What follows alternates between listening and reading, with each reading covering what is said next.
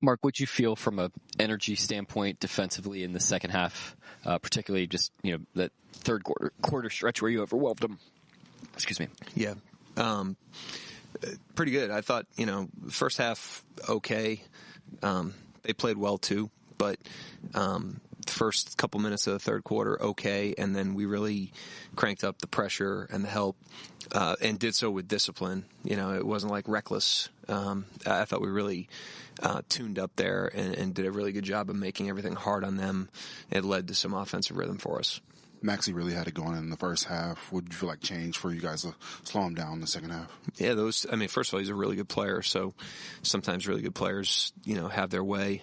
And that was the case in the first half, but I think it was the pressure and the help, and even then, he made a left-handed layup, towards the end there that was like a joke. That was a hell of a shot. The really good players are going to do that, but the thing that prevents the big nights is taking away the easier stuff, and we didn't do a great job of that in the first half. We did a much better job in the second half. When you not just him, but defensively overall, is it just about doing better what you do, or do you change stuff that you see that he's doing or that they're doing offensively to counteract that? Or it's different every night, but a lot of it is the first framework is, are we competing at the level we have to? The second framework is, are we executing the fundamentals at the level we have to? And usually, if you're doing those two things, that takes you a long way. And sometimes the really good players, really good teams, are on certain nights you still have to adjust off that. But that's where the conversation starts. And I thought we did a really good job in the second half of doing those two things, and that was enough to make it difficult on them. And also, Chet, obviously, he had a big night for you scoring. He got off to a really good start. Got a few turnaround post-ups, and then also just kind of his overall game. Yeah, I thought, he was a dominant defensive player tonight.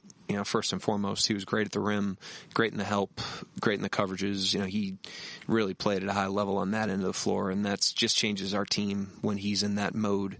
And then had a really good offensive night. I thought we did a good job finding him on the rolls, found him in the zone, found him for some shots, and he mixed in some ISO stuff that was good. So it was a great overall game for him. He played really well. You outscored the Sixers 72-34 in the paint. What did you see that you liked from the team, just with their aggressiveness on the offensive end? That's really what you're trying to do. You're trying to create space and attack that space on offense, and you're trying to, restrict the space and shrink it on defense. And when we're at our best, that's what we're doing on both ends of the floor. I thought we did a good job of that tonight. Even in the first half, there was a shot-making element for them. They made some shots. They shot the ball really well in that half. And so I thought we were really in character for much of that game. AJ was really impactful in his first game back after a couple missed. Was there a point in training camp where he impressed himself on you as a new player year over year? A year ago in training camp was when he impressed us. He was very clearly a very good player right off the bat. And had a really good build-up last year, worked his way into rotation minutes last season, and then did a great job of doing what really good players do, which is improve through their experiences. He got better with his game, better with his body. Things slowed down for him. He's better year over year for sure, but he had a really high starting point. What happened with Hartenstein in the third quarter? We're checking him out right now. We'll see what's going on. Obviously, he left the game. He didn't come back, but we'll take a look at him in the morning, and Mitchell and Isaiah Joe, and we'll have an update for you. With Hartenstein, is it related to the calf he's been dealing with? I don't even know, to be honest with you. I haven't gotten briefed on it yet. You mentioned Chet's defense, specifically in that matchup with Andre Drummond. I think Drummond is 70 pounds heavier than him, but it didn't seem like it really bothered Chet too much. Can you speak to just his toughness, his ability to stand his ground down low? Yeah, he's an impressive player for that reason. His first season he played all five basically at 200 pounds or something. He hovered around there. I don't know what it was, but that's a hard position to play at 200 pounds, and it's because of his competitive instincts and his toughness and his mentality, and then obviously great talent and skill that puts him in position to do that, and he's only gotten better at that. He's expanded what he can do for us with his stuff at the four on both ends of the floor, but at the core, the guy's just a winning, tough player, and it's exhibited with the way that he can hold his own, at that position when we shift him there. Winning players make winning plays, and a lot of those plays are on display in today's matchup against the 76ers, including Chet Holmgren. But to a lot of what Coach Daigneault was talking about, the Thunder was in character for the majority of this game on both ends of the floor. No doubt. And, that's something good to see, which when you think about the 82 games and the ups and downs that you experienced throughout it, we heard Coach Mark talk about it at shoot-around practice yesterday, and then heard it in the pregame show just about that you got to learn through this sort of stuff, that you can't overreact too much to it. The nature of sports, it's, there's a conflicting element there, Paris, that it's emotional, but also you have to have poise, composure, perspective, and be rational. And those two things are often in conflict with each other, but the Thunder do a great job of often just kind of zooming out, not being emotional and reactionary to some of the outcomes, but just sticking to the process and understanding that this 82 games, you've got to learn, you've got to get takeaways, and you've got to improve throughout it. Yeah, one of the biggest strengths of this Thunder team is their ability to remain neutral regardless of outcome, and they stuck to their process in this game, and it resulted in a W. Great stuff from Oklahoma City in this matchup here today. When we come back, we're talking about the monster night from Chet Holmgren, 29 points. Great game.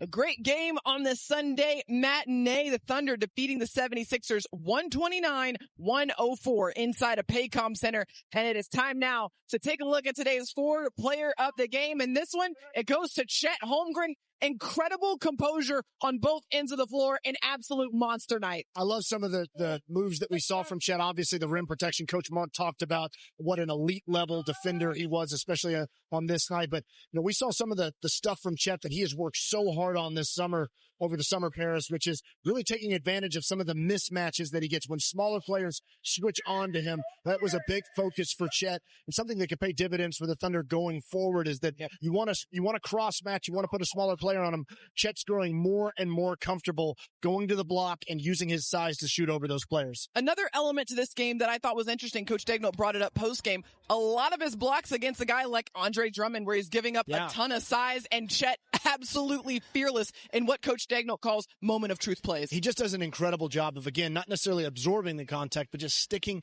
as close as he can and just beating the ball up to the rim. Chet does an incredible job. I thought the block that he had on Edgecombe in the open court, too, the anticipation to kind of expect Edgecombe to go to the other side of the rim there, and Chet used two hands to block it.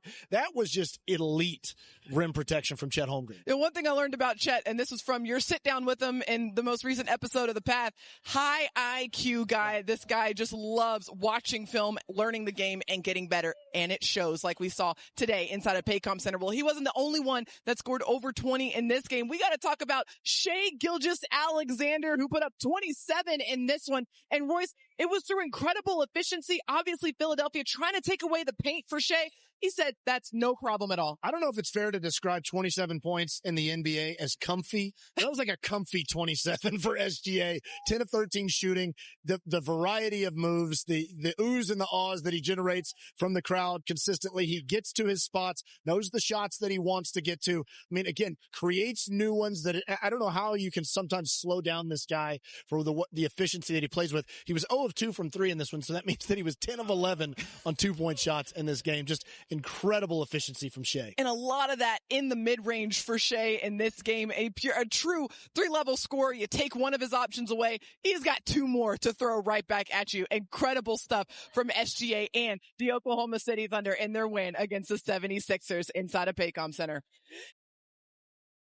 Coming up on Thunder Live, we're getting you ready for tomorrow's matchup inside of Paycom Center. The Thunder with their second straight game against an Eastern Conference team, this time going up against the Atlanta Hawks. We'll get you all squared away. Everything you need to know coming up right after this.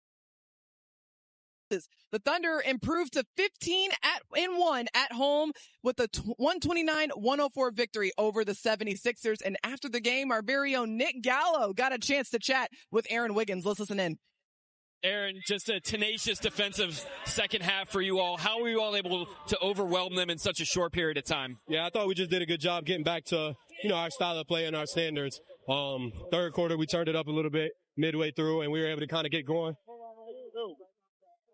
Both ends of the court after we, kind of turned it on a little bit. So did a good job, just kind of course correcting. Yeah, offense seemed to flow all afternoon. Didn't matter if they were trapping, dropping, went to zone. Why was everything so seamless on that end? Yeah, just a togetherness. We had good practice and, good recovery days. And, today we were a little bit more just disciplined within the way that we want to play. So did a good job just making the right plays and sticking to it for the whole game. More ridiculous efficiency from you. That's just a hallmark of your game to this point. But how have you crafted yourself into the type of player that does that? Because Mark Daigneault says efficiency basically creates space for everyone. Yeah, I mean, just trusting, what's laid out there for me. The flow of the game, the way the, wrestler letting us play physical.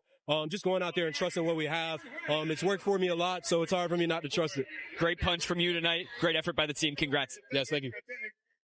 Incredible efficiency from Aaron Wiggins. Coach Daigneault calls him a system monster for a reason, and it's because he could have 15 points off the bench and only miss 2 shots the entire game. Incredible stuff by Aaron Wiggins in this matchup. Well, the Thunder, they're going to have to turn the page and do so very quickly on this game because tomorrow they welcome in another opponent, another Eastern Conference opponent in the Atlanta Hawks, a team that's had a little bit of an up and down season. They've lost their last 6 games, but a team that can fill it up offensively. They are known to put a lot of points on the board. Yeah, they struggled to find their rhythm once Trae Young came back from injury. Obviously, they're a better team with Trae Young available. But, as you've watched the Hawks play this season, like you said, Paris, they've been a little bit inconsistent. But one of the benefits to Trae Young's injury has been the ascension of Jalen Johnson, who has been awesome for them this year, playing at an all-star level. You can see there his numbers, 23.7 points per game. He is a beast in a variety of areas, a great double-double threat. But, the Hawks, they just lost a very close game